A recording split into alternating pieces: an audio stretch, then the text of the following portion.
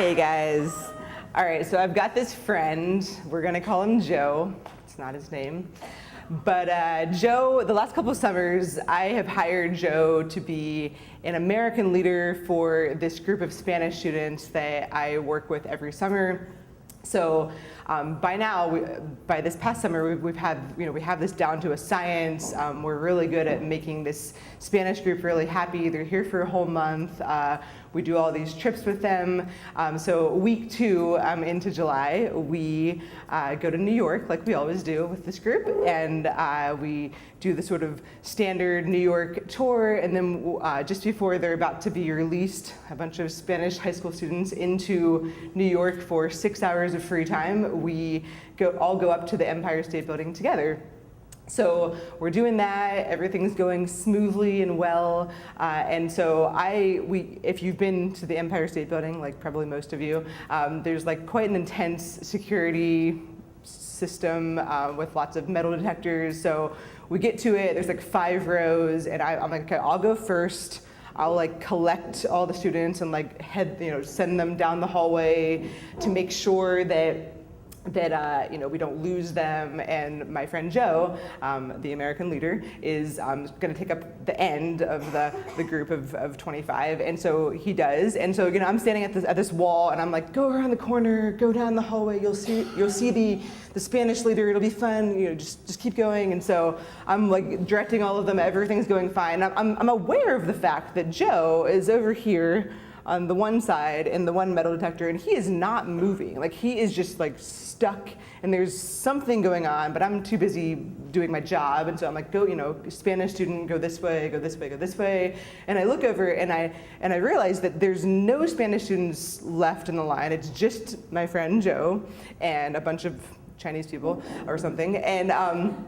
And so I'm like, Joe, what the heck? So I'm watching him, and I'm trying to figure out if I should go, assert myself and be helpful, or let him be the leader. And so I look over, and I hear him exclaim quite loudly to the security guard, "I don't have a knife."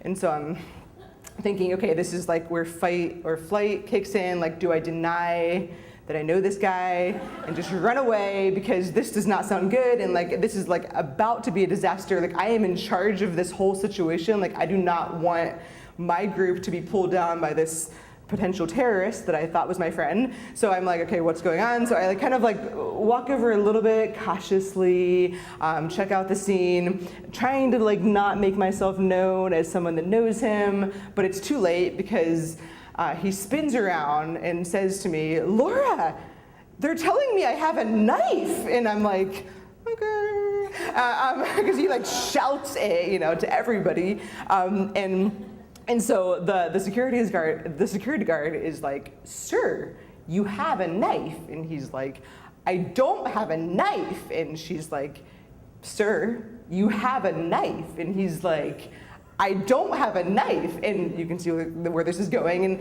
And so then she's like, "Well, then it's a comb." And he's like, "I don't have a comb." And then she's like, "Well, it's a knife." And so anyway, I'm watching this in horror because this is not a good situation. And so she's like, "I'm gonna have to look in your bag." And so it's one of those little tiny drawstring, the kind of bags that you get at a handout for a visit our college and get a free little drawstring backpack. So this is what he's carrying. It's this big, it's tiny. And so I'm like, he must have nail clippers. Well, I don't know, what's going on. And so she opens the drawstring, and he's just still "I don't have a knife, I don't have a knife." And so she reaches in and she pulls out a butcher knife. To which he then exclaims loudly so that the entire population of tourists in the Empire State Building can hear. He goes, "It's from the pig," which is true, but completely out of context for everybody else except for me. So I'm like, okay, I have to explain what's going on. I'm like, we had this pig roast, and he had a knife, and it's hard to explain, but it makes sense. I promise he's not a terrorist. And I'm just trying to be the like the person in charge here, but I'm thinking in the back of my head, like, my leader is about to be arrested and accused of terrorism while I like have to figure out how to like soften the blow to these Spanish students who are gonna be like, where's Joe? And so anyway, it's hilarious because I understand that what he has done is that he has somehow, from the night before when we had a pig roast, he has somehow managed to take this knife to the pig roast, put it back into his tiny backpack, go home that night, like pack for New York in the same backpack, somehow miss the butcher knife that's in there, and then go to New York and walk through New York for like 5 hours without noticing a butcher knife. So anyway, it's long story short, we explained to this woman that we are not terrorists, and she's like, well, just fill out a slip and acts as if he's like about to like check an umbrella at an opera or something. So he like checks his butcher knife.